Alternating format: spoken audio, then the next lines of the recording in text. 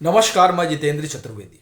सुब्रमण्यम स्वामी अपने ही बुने जाल में फंस गए हैं। अब सवाल ये उठता है कि ऐसा क्यों कहा जा रहा है। इस पर हम लोग बात करेंगे। साथ ही साथ चर्चा उसकी भी होगी जिसने दिल्ली के राजनीतिक गलियारों में हलचल बढ़ा दी है।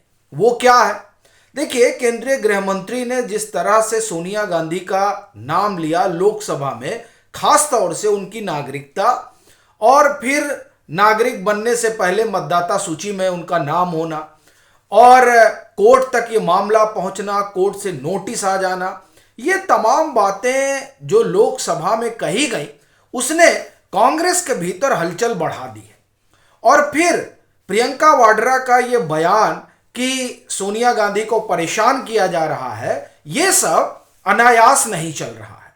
ये माना जा रहा है कि जो गांधी परिवार है उसके ऊपर गाज गिरने जा रही है और उसकी बकायदे जो है चर्चा दिल्ली के राजनीतिक गलियारों में बहुत तेज है। और उसकी एक वजह वो जो वसीयत सोनिया गांधी तैयार करवा रही वो भी है कि साहब ये अचानक वसीयत वाला मसला कहां से आ गया, और ये जो नई एफआईआर वगैरह हो रखी है, फिर आर्म्स डील वाला मसला जो आ गया है। तो ये तमाम सारी चीजें हैं जिसके कारण ये कहा जा रहा है कि तिहाड़ जाना तय है।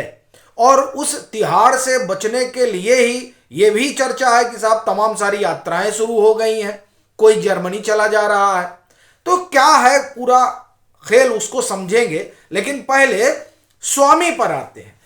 वो इसलिए भी क्योंकि जो शिकंजा कसा गया राहुल गांधी पर, सोनिया गांधी पर, उसमें एक बड़ी भूमिका सुब्रमण्यम स्वामी की रही है।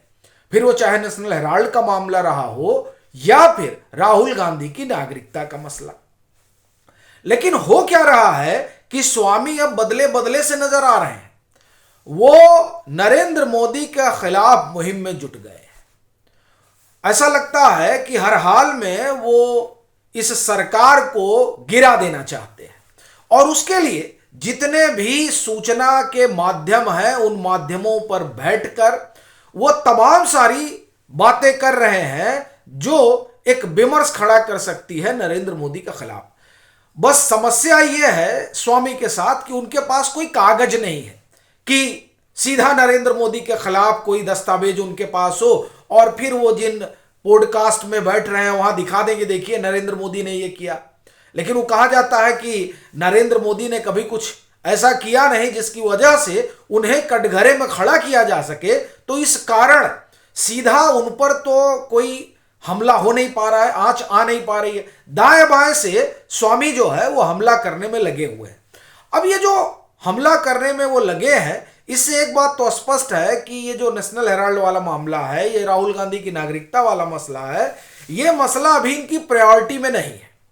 इनकी प्रायोरिटी में क्या है? नरेंद्र मोदी। इनकी प्रायोरिटी में क्या है? नरेंद्र मोदी की सरकार। इनकी प्रायोरिटी में क्या है? नरेंद्र मोदी के मंत्री। इनकी प्रायोरिटी में क्या है कि ये सरकार कैसे बाहर हो। तो इस वजह से वो नेशनल हेराल्ड वाले मामले में और जो दूसरा मामला राहुल गांधी का है उसमें कम दिलचस्पी दिखा रहे हैं, ये माना जा रहा है।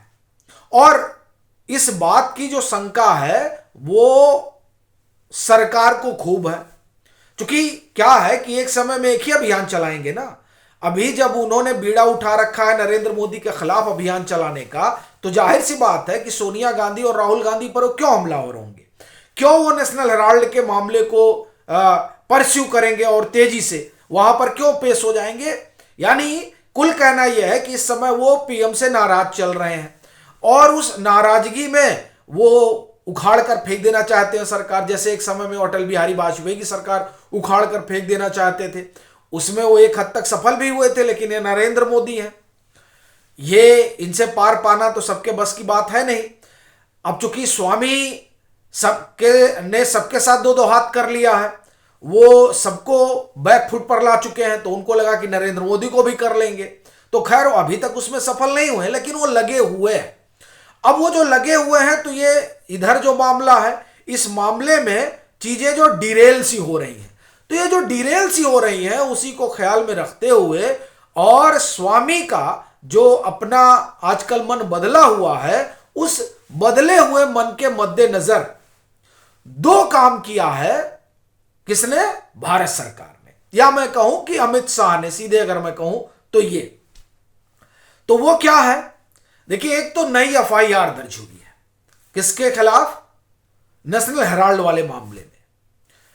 और ये जो एफआईआर है, ये एफआईआर एक तरह से कहा जाए कि इस बात को ध्यान में रखते हुए कराई गई है कि अगर जो प्राइम कंप्लेनेंट है स्वामी वापस ले ले। कुछ लोग तो कह रहे हैं कि उन्होंने ये प्रोसेस भी शुरू कर दिया है, अपने पास इसकी पुख्ता जानकारी नहीं है, लेकिन चर्चा है कि उन्होंने जो है इस तरह की प्रक्रिया आगे बढ़ाई है। और कुछ लोगों का तो यह भी मानना है कि चूंकि वो इस समय नरेंद्र मोदी के पीछे लगे हुए हैं, तो इस कारण से वो एक इस मोड में आ गए हैं कि अभी सोनिया गांधी के खिलाफ वाला जो अभियान है, उस अभियान को थोड़ा धीमा किया जाए। तो खैर जो भी है, लेकिन इतना तो तय माना जा रहा है कि वो पीएम के खिलाफ हो चले हैं, तो कुछ भी कर सकते हैं। तो इसलिए इस मामले में जो है वो इकोनॉमिक ऑफेंस विंग ने एफआईआर दर्ज की है कि अगर स्वामी कुछ मन बदलता है और वो शिकायत वगैरह वापस ले लेते हैं, तो भी नेशनल हेराल्ड वाले मामले में सोनिया गांधी और राहुल गांधी का बच पाना बड़ा मुश्किल हो जाएगा। और इसमें जिस तरह के दस्तावेज आ रहे हैं जो ईडी रख रही है, उसको अगर आप एक कहें कि साधारण भाषा में समझें तो साहब 5 लाख की कंपनी 5,000 करोड़ का जब कंपनी का टेक ओवर करती है, तो वो सीधा सीधा नजर आता है कि कुछ दाल में काला है। अब वो कितनी काली दाल है, इसको पता लगाने में ईडी काफी हद तक सफल हो चुकी है और वो निचली अदालत में तमाम सारे दस्तावेज रख चुकी है। ठीक है, तो इस मामले में आप एक तरह से चलिए मानकर कि क्लियर है कि लोगों को सजा हो जाएगी जिस तरह की चीजें दिखाई दे रही हैं। अच्छा, तो इससे ये बच ना पाए किसी भी परिस्थिति में, उसलिए जो है ये नई एफआईआर हुई। और ये नई एफआईआर एक तरह से कहा जाए कि जो भी सुब्रमण्यम स्वामी की अपनी बार्गेनिंग वगैरह होती उसको भी उसने कम कर दिया। दूसरा आप देखिए राहुल गांधी की नागरिकता वाला मसला। राहुल गांधी की जो नागरिकता है कि वो राहुल बिंची लिखा हुआ है, वो ब्रिटेन के नागरिक हैं, फिर कुछ लोग कहते हैं वो इटली के भी नागरिक हैं, जो जिस तरह का इटली का संविधान वगैरह उसको ध्यान में रखते हुए, क्या है मालूम नहीं। लेकिन राहुल गांधी के ऊपर भी शिकंजा कसा जा रहा है, इस बात का साफ संकेत मिल रहा है। और उसकी सबसे बड़ी बानगी यह है कि रायबरेली के एमपी एमएलए कोर्ट में मामला पहुंच गया है इनकी नागरिकता का। अब आप कहेंगे तो बहुत दिन से है, देखिए बहुत दिन से है। और यह भी चर्चा है कि दरअसल स्वामी का जो अपना स्वभाव है, उस स्वभाव के लिहाज से वो काम करते हैं। लेकिन ये जो नई याचिका पड़ी, इलाहाबाद हाईकोर्ट में पड़ी थी, उस दरमियान गृह मंत्रालय ने बहुत सारे दस्तावेज इकट्ठा किए। अब क्या है कि उन दस्तावेजों को गृह मंत्रालय एक अलग तरीके से रखना चाहता है। अलग तरीके से रखने का मतलब यह है कि देखिए, अगर अभी गृह मंत्रालय कुछ करेगा तो कहा जाएगा कि ये वेंडेटा पॉलिटिक्स है, जैसे नेशनल हेराल्ड वाले मामले में कहा गया। भाई जब इन लोगों को बुलाया गया कि करके राहुल गांधी सोनिया गांधी को, तो क्या कहा गया कि ये पूर्वाग्रह की राजनीति है, ये परेशान किया जा रहा है। और आप देखिए इसी नेशनल हेराल्ड पर बाकायदे फ्रंटलाइन ने अभी 2 महीना पहले एक लंबी रिपोर्ट लिखी और उसमें यह स्थापित करने की कोशिश हुई कि नेशनल हेराल्ड का मामला कुछ नहीं है, यह सिर्फ सोनिया गांधी राहुल गांधी को परेशान करने के लिए है।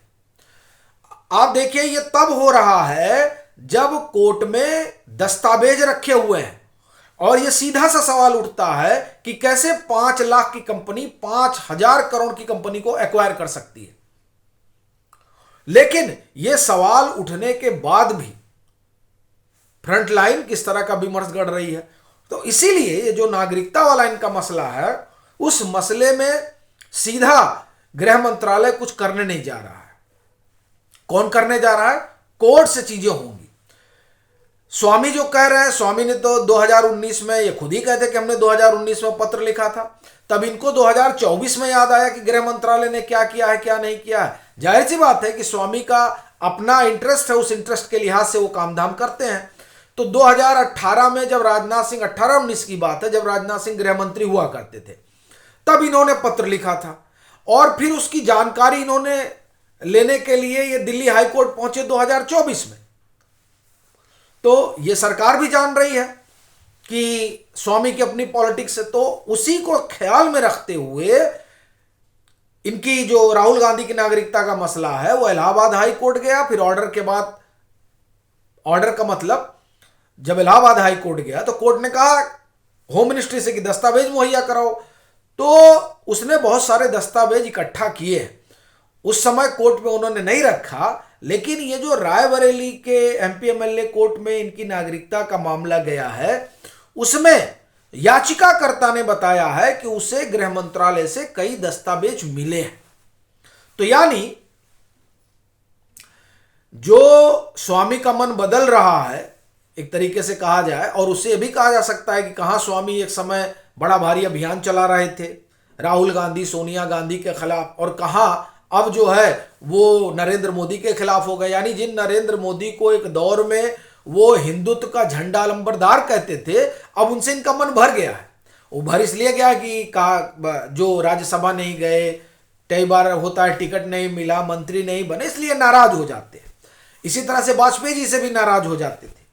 और देखिए अब पॉडकास्ट में उन्होंने वाजपेयी जी के बारे में क्या क्या कहा, एक पॉडकास्ट में उसी तरह का आरोप वो प्रधानमंत्री पर भी लगा रहे हैं। तो इससे एक बात स्पष्ट हो गई थी कि ये जो मामला चल रहा है नेशनल हेराल्ड वाला, राहुल गांधी वाला, इसमें हो सकता है स्वामी का मन बदल जाए। तो उस मन को ख्याल में रखते हुए नई एफआईआर हुई और यहां नए सिरे से एमपी एमएलए कोर्ट में एक तरह से कहें कि मामला पहुंच गया, तो इन पर शिकंजा कस गया है। और ये जो दोनों मामले हैं, इसी बीच में एक मामला रॉबर्ट वाड्रा का भी आ जाता है, जिसमें सप्लीमेंट्री चार्जशीट होती है संजय भंडारी वाले मसले में। आर्म्स डील का वो मामला है, वो कहानी लंदन के मकान से भी जुड़ी हुई है।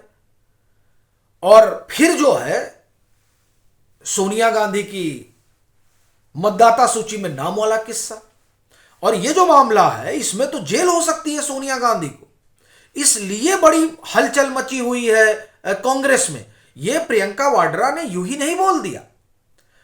ये जो मामला है कि आप नागरिकता मिली आपको 83 में और मतदाता सूची में नाम आ गया 80 में, ये सीधे सीधे जो मामला है ये धोखाधड़ी का मामला है। यानी आपने फैब्रिकेटेड दस्तावेज रखे होंगे, ठीक है, तो अब इस मामले में तो जेल जाना पड़ सकता है।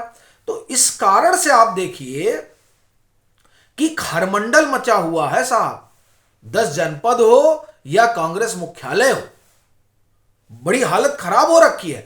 और चूंकि केंद्रीय गृह मंत्री ने बोल दिया सदन में 10 तारीख को, 10 दिसंबर को एसआईआर यानी आप कहें चुनाव सुधार पर जो चर्चा थी उसमें बोला केंद्रीय गृह मंत्री ने। अब जब केंद्रीय गृह मंत्री ने बोला, देखिए वो अनायास तो कोई बात नहीं बोलते हैं, केंद्रीय गृह मंत्री है, वो उनके बोलने का कुछ मतलब होता है, और इस बात को कांग्रेस भली बात समझ रही है। तो इसलिए कांग्रेस एकदम, आप अगर आपने नहीं देखा हो तो आपको बताऊं कि जब ये बात वो लेकर आए कि वोट चोरी किसे कहते हैं, और उन्होंने सोनिया गांधी की नागरिकता और फिर मतदाता सूची में नाम वाला हवाला दिया, कोर्ट में क्या हुआ वो बता दिया, तो केसी वेणुगोपाल उछल पड़े। तो ये उछलना बताता है कि चोट जो है बहुत गंभीर हो गई है। और इसी बीच खबर आई कि साहब वसीयत वगैरह बन रही है। तो इससे एक बात समझ में आ रही है कि गांधी परिवार की मुश्किल बढ़ने वाली है, और जेल जाने वाला जो मसला है वो लग रहा है कि अमित शाह ने तय कर दिया है। और कहा जाता है कि अमित शाह कुछ भूलते नहीं हैं, उनको किस तरीके से ग्रिल किया गया था वो किसी से छिपा नहीं है। एक फैब्रिकेटेड केस में उनको जेल में डाल दिया गया था, तो वो तो फैब्रिकेटेड केस था, यहां तो क्लियर एंड कट मामला है, तो इस वजह से भी बड़ी चर्चा चल रही है। लेकिन बड़ी बात यह है कि एक तरह से कहा जाए कि स्वामी का जो अभियान है वो भी खुल गया है, और जो इन लोगों का हाल होने वाला है वह भी अब धीरे धीरे साफ हो रहा है कि भले ही 10 साल तक कुछ ना हुआ हो, लेकिन आने वाले जो महीने हैं वो बड़े कष्टकारी हो सकते हैं। किसके लिए? गांधी परिवार के लिए, कांग्रेस आला कमान के लिए।